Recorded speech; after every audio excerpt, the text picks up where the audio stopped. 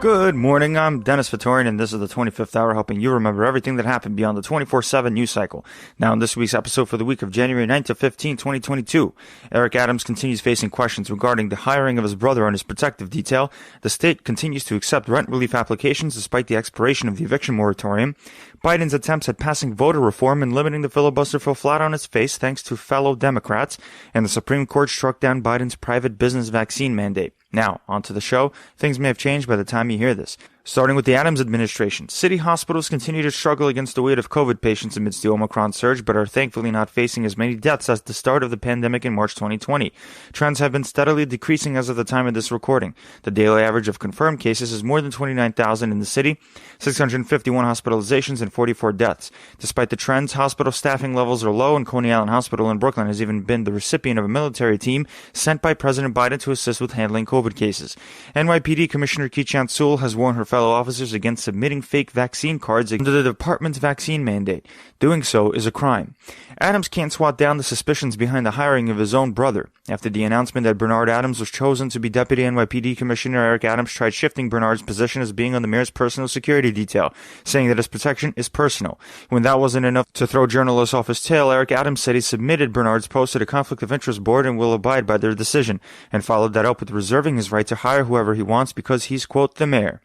Following outcry from teachers, students, and parents about the lack of a remote learning option during the Omicron surge, the Department of Education has released updated guidance giving teachers discretion to decide which students are allowed to learn remotely and count them as present in their classes online.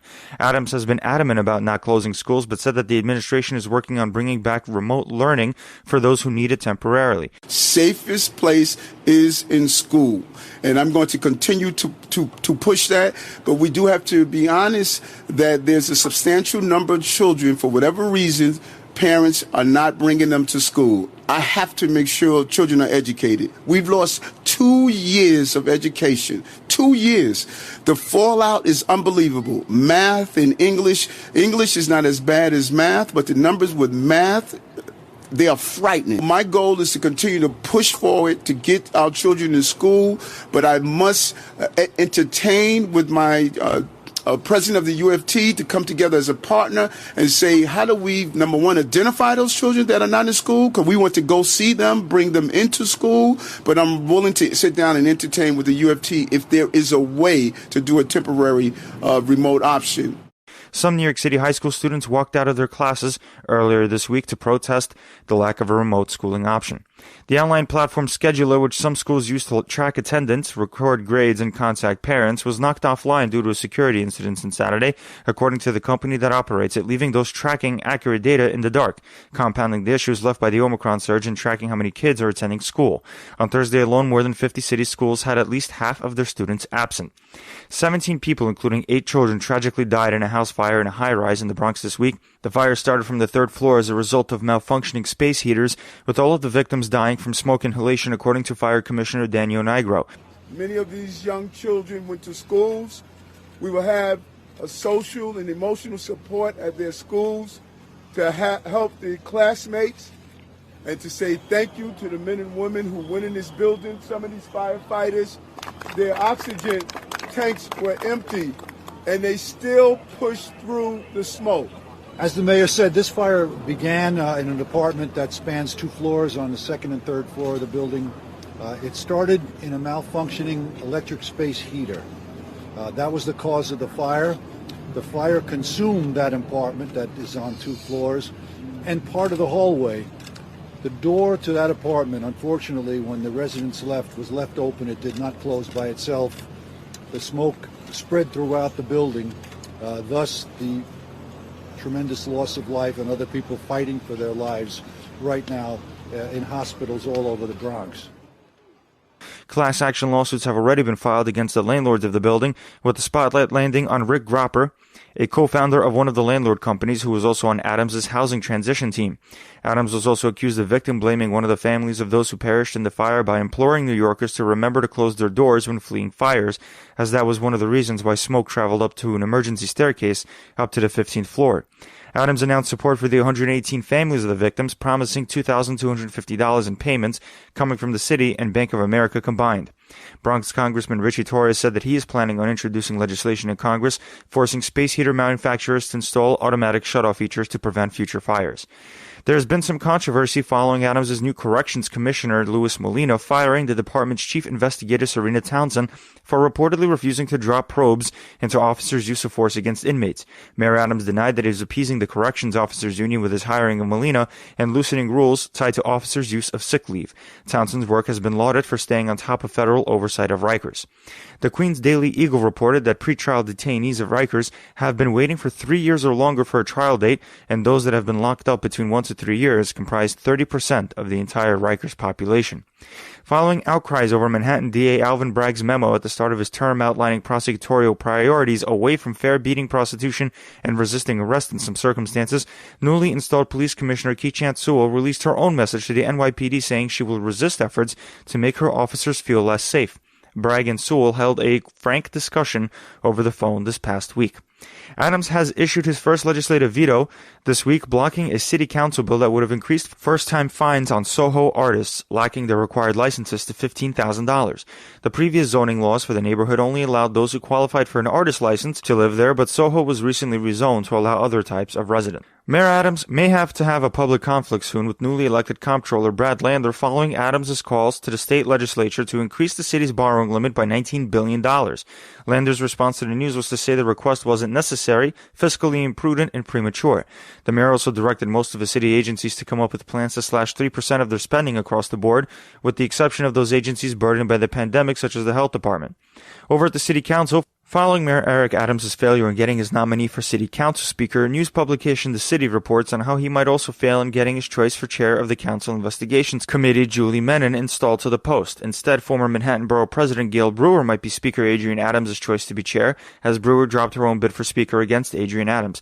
Nevertheless, Mayor Eric Adams might still see his picks become chairs of the public safety, education, and finance committees under a deal struck in order to get Adrienne Adams elected to council speaker. A reminder to the audience that there is no relation between the mayor and the council speaker, although they did go to high school. One New York Republican council member is already starting trouble. Queens Councilwoman Vicky Palladino said that she will never disclose her vaccination status against COVID, and even if it means she'll be barred from the legislative chamber. Palladino, who was in fact barred from the chamber this week, having to cast her recent vote from the Republican leader Joe Borelli's office as one of her first votes. Over at the Hochul administration, the governor tried to calm the state down this week as she gave a speech saying the Omicron surge is ebbing and that the 7-day average of new cases showed a sharp decrease to 67,000 and the positive testing rate falling from 23% to 16%. Let's look at the numbers. Yes, that is actually going downward. 48,686 positive cases yesterday. Every one is one too many, and I look forward to the day when that plummets even more so. But right now we have an 18.6% statewide positivity. So you can watch the trend line right here, and that's our positive. The 7-day average is a little bit higher, lagging behind, but looks like we might be cresting over that peak. The continuing cases are slowing down. The rate of increase is slowing down, but they're still high. But we are not at the end. But I wanted to say that this is, to me, a glimmer of hope in a time when we desperately need that. Hochul also said that contact tracing is not a requirement anymore, accompanied by Health Commissioner Dr. Mary Bassett. The governor said that if New Yorkers test positive, they shouldn't wait for a call from the state health department any longer, and that people can submit their testing results on a new website the state is launching. The state's eviction moratorium expired yesterday, despite tenants being able to apply for rent relief and eviction protection as applications were kept open by court order. The state has asked the federal government for more money in order to fund the rent relief program, which provided landlords with rent in lieu of tenant payments due to COVID hardship. When a tenant submits a relief application, they are temporarily protected from being evicted. Governor Hochul announced the finalization of 2 offshore wind farm contracts off the coast of New York, promising almost $9 billion in investments and 5,200 jobs, with the wind farm feeding 2 electric grids in Long Beach and Queens. LARR union leaders are imploring the MTA to stop using the Kronos timekeeping system after discovering that a number of current and former Metro North employees had their personal information swept up in a recent cyber attack last month. 67,000 workers had learned their personal info was swiped. An MTA spokesperson said they're continuing to work with Kronos to continue safeguarding employees' personal information. Governor Hochul has decided to make the acting MTA chair Janno Lieber stay in the post permanently, enshrining the position Lieber has held since July of last year. Lieber used to be the head of the Construction of Development Division, overseeing projects like the East Side Access, the second part of the 2nd Avenue subway, and the LIRR main line expansion. Lieber may be excited by this. The MTA received a $6 billion grant by the federal government, one which Senator Chuck Schumer calls the, quote, largest federal grant in transit history ever. State Attorney General Letitia James led a group of 4 states, including New York, in asking federal judge James E. Boasberg of the U.S. District Court of the District of Columbia to reconsider his decision to dismiss an antitrust challenge against Facebook, saying the states have a public interest in pursuing those claims against the website and its parent company Meta. The antitrust claims revolve around Facebook's purchase of Instagram and WhatsApp and denying companies like Vine access to Facebook data. Letitia James has also successfully gotten student loan servicing company Navient to cancel $1.7 billion in student debt following allegations of deceptive practices. Navient has reached similar agreements with 39 other states. The loans being canceled come from Sallie Mae in between 2002 to 2010 and were primarily taken out by those with poor credit. Over at the legislature, a hearing about the state's corporate subsidies in the State Senate Investigations Committee revealed that there is no study showing an adequate return on investment back to the state. State Senator and Chair of the committee James Skoufis placed Empire State Development officials in the hot seat because of the practices, waste, and corruption, as activists call for the film credit in particular to be phased out. Supporters of the subsidy say that it allows New York to keep jobs within the state. Over in the state courts, the state's legislature has confirmed Shirley Troutman as a new judge on the state's highest court, the Court of Appeals. Troutman is Hochul's first nomination on the court. Former prosecutors now represent 4 out of the 7 seats on the state's highest court. The Native American Seneca Nation has reached a settlement agreement with New York State following court decisions finding the tribe owing hundreds of millions of dollars to the state under a gambling contract. The agreement allows the tribe to continue operating 3 casinos in western New York, pay back the state what's owed, while allowing the tribe to pursue claims against other debts the tribe says aren't owed since the original gambling contract addressing those debts expired in 2016. Over in the Biden administration, your health insurance now covers up to 8 rapid COVID tests due to a new policy released by the Biden administration. Consumers have to file reimbursements with their insurance company, so don't throw out that receipt. A new website will launch this Wednesday, allowing people to order at-home tests from the federal government called covidtests.org. Each household will be allowed to order up to 4 tests with 500 million tests available in total. The tests are shipped 7 to 12 days later, with critics saying it's too late to stem the surge from Omicron. Biden has made clear that the government will purchase another 500 million tests for future surges. Next week, we'll announce how we are making high-quality masks available to the American people for free. I know we all wish that we could finally be done with wearing masks. I get it. But they're a really important tool to stop the spread, especially of a highly transmittable Omicron variant. So please wear the mask. Biden also announced that his administration is sending schools 10 million COVID tests monthly starting this month. The CDC has updated their mask guidance in saying that cloth face masks give less protection than higher quality KN95 and N95 masks in light of the Omicron variant's higher rate of contagiousness, but didn't go so far as mandating that Americans should throw out their cloth masks. The Treasury Department released a warning against Arizona Governor Doug Ducey that it would seize some of the state's pandemic aid and prevent future aid if Ducey doesn't reverse current policies, tying the aid to anti-mask policies in schools. As briefly mentioned earlier, Biden has sent 6 teams of military medical personnel to hospitals around the country to help with severe staff shortages, and Pfizer is saying that it's going ahead with developing an Omicron-targeted vaccine despite the country starting to come over the hump from the latest surge. The company is pushing to create 50 to 100 million doses of the new version. Medicare has released what's called a preliminary decision to pay for patients entered into clinical trials to try out the controversial Alzheimer's drug Aduhelm. The drug was approved by the FDA last June despite mixed results and high risks. Aduhelm is priced at more than $28,000 a year per patient. The economy continues to sputter on shaky footing. Economic figures released this week show that retail sales dropped by 1.9% in the U.S. in December 2021. Mortgage rates jumped to their highest level since March of 2020 to 3.45% for a fixed-rate loan, in line with expectations that the Federal Reserve will increase their interest rates. Consumer prices rose at their fastest rate in 40 years, with the annual inflation rate increasing 7% last year, according to the Labor Department. More than 30 million families have lost access to the child tax credit after Congress allowed the program to expire. The child tax credit passed as part of the most recent COVID relief law passed by Congress, but partisan wrangling, including opposition from moderate Democrat Joe Manchin, allowed the credits to lapse. The U.S. Mint has placed Maya Angelou on the U.S. quarter, becoming the first black woman to be featured on the coin under a new Treasury program honoring women's contributions to the country. 3 other honorees will be released each year. It's no secret that Elon Musk and the Securities and Exchange Commission aren't friends, but the vitriol may extend to individual employees as well. The Wall Street Journal reported this week that Elon Musk asked Cooley LLP, the law firm repping Tesla, to fire an associate hired from the SEC, the same one that interviewed Musk during an investigation into whether funds were improperly acquired to take Tesla private, as per one of Musk's tweets. Musk agreed to resign as chairman of Tesla and pay $20 million in fines as a result. Cooley LLP refused to fire the associate, and he's still there to this day. Federal prosecutors have recommended dropping charges against an MIT scientist and mechanical engineering professor accused of hiding ties to the Chinese government. Professor Gang Chen was arrested last Thursday, but now Energy Department officials say that Chen didn't have an obligation to submit former posts with the Chinese government and grant applications he filled out. Chen was also accused of forging a partnership between MIT and a university in Shenzhen, China, although MIT was the one supporting the partnership. Defense Department spokesman John Kirby has confirmed reporting by CNN that Russia has placed operatives in eastern Ukraine to carry out acts of sabotage in a so-called false flag attack in order to justify an invasion into the region, echoing statements made by Ukrainian defense officials and corroborated by U.S. intelligence. Without getting into too much detail, we do have information that indicates that Russia is already working actively to create a pretext for a potential invasion, for a move on Ukraine.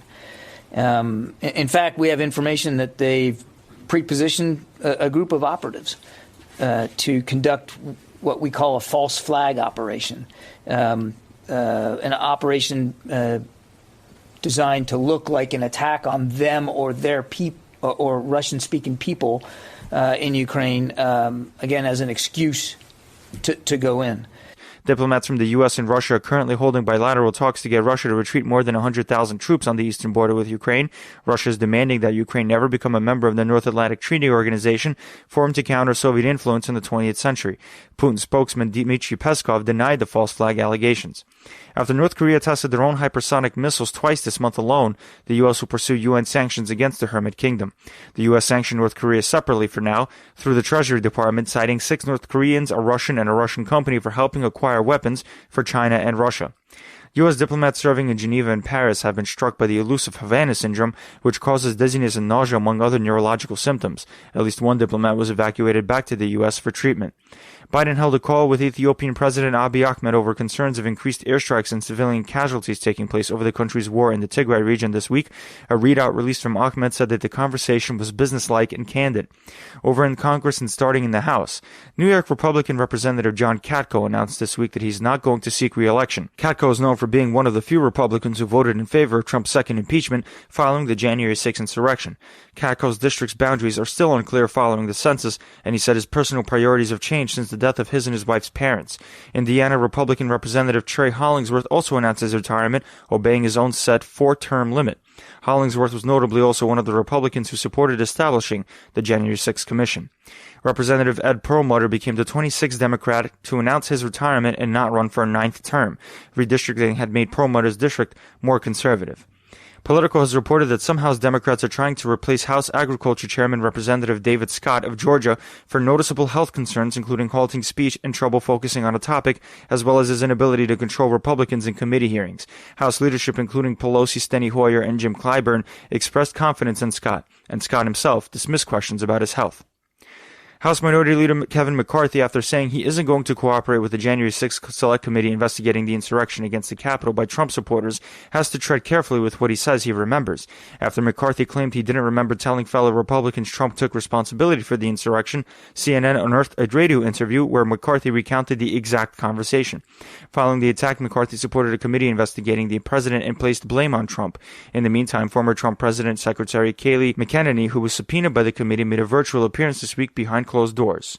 The committee also sent out a fresh round of subpoenas against social media companies Facebook, Twitter, Google, and Reddit after Chairman Benny Thompson said the company's answers in response to the committee's request for information were inadequate or were unanswered altogether. Also subpoenaed were Andrew Sarabian and Arthur Schwartz, 2 of Donald Trump Jr.'s advisors, and Ross Worthington, who helped write Trump's speech to rioters before the attack on the Capitol. The Justice Department has filed seditious conspiracy charges against Stuart Rhodes, the leader of the right-wing Oath Keepers group, and 10 other defendants for their role in the January 6th insurrection. The charges allege that the Oath Keeper members recruited others, stockpiled weapons, and planned to stop the certification of Biden's win in the 2020 presidential election by force. The head of the DOJ's National Security Division has also announced the creation of a new domestic terrorism unit in front of the Senate Judiciary Committee this week in order to support prosecutors' counterterrorism efforts. Over in the Senate, another piece of Biden's legislative agenda is about to hit a brick wall, as Senate Democratic leadership is still teeing up a vote on 2 voting rights bills, and if that fails, to take a vote to exclude the obstructionist filibuster procedure when it comes to matters of civil rights and voting. Democratic Senators Joe Manchin and Sinema have made clear that they do not support getting rid of the filibuster, and ahead of Biden's meeting with Senate Democrats on Thursday, Senator Sinema gave a speech on the Senate floor making clear her position, placing Biden's plans dead in the water. The debate over the Senate's 60-vote threshold shines a light on our broader challenges. There's no need for me to restate my long-standing support for the 60-vote threshold to pass legislation. Biden admitted as much when he came out of the lunch meeting, saying he wasn't sure he could pull the voting rights bills off. And I'm not sure either. But anyway, I hope we can get this done. But I'm not sure. But one thing for certain, like every other major civil rights bill that came along, if we missed the first time, we can come back and try it a second time. Biden and Vice President Harris recently took a trip to Georgia promising voting reforms and preventing Republican voter subversion based on Trump's lies of a rigged 2020 presidential election. The goal of the former president and his allies is to disenfranchise anyone who votes against them. Simple as that. The facts won't matter. Your vote won't matter. They'll just decide what they want and then do it. I've been having these quiet conversations with members of Congress for the last 2 months. I'm tired of being quiet. Not a single Republican has displayed the courage to stand up to a defeated president. This marks the second time Biden's agenda was stalled by the 2 moderate Democrats after Manchin went on Fox News to announce his opposition to Biden's Build Back Better human infrastructure proposal. Biden had invited Sinema and Manchin to the White House to no avail. A bill placing sanctions on Russia for its construction of the Nord Stream 2 pipeline into Germany by Senator Ted Cruz was shut down by Senate Democrats despite promises made by the Biden administration not to whip against the bill. The vote, 55-44, failed to overcome a Democratic filibuster. Over in the federal judiciary, the Supreme Court ruled this week that vaccine mandates on businesses with more than 100 employees are unconstitutional, at least as it currently stands, based on an Occupational Safety and Health Administration regulation, which bypassed a public comment period if the Labor Secretary deemed the cause of a regulation a threat to workers.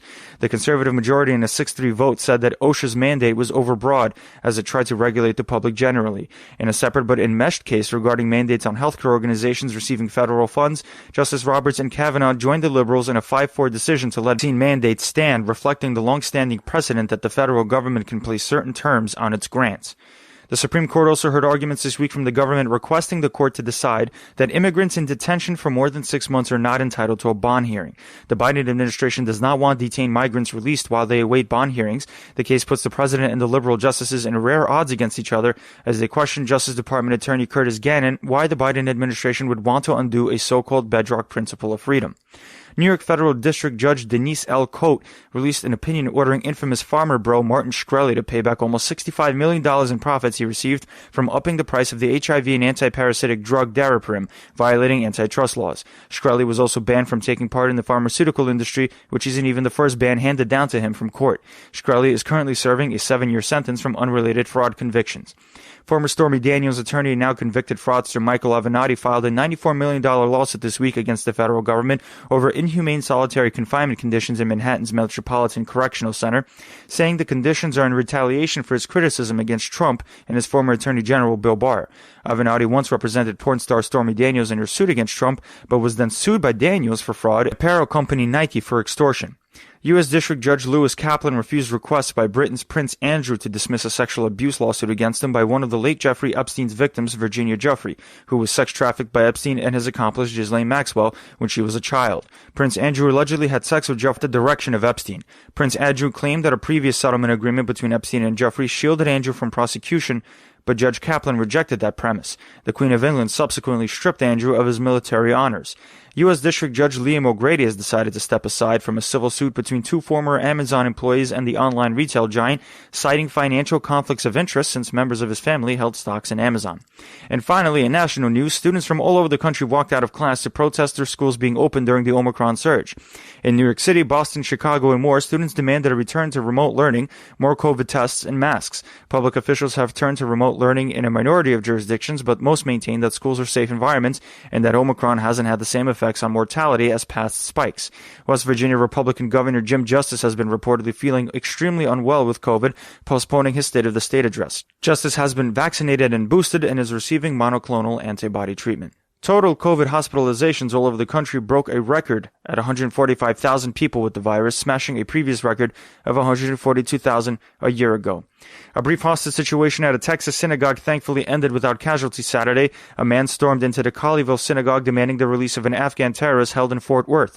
After about 11 hours, Texas Governor Greg Abbott tweeted, quote, "prayers answered," and that all of the hostages were safe. The suspect ended up dead after a standoff with police.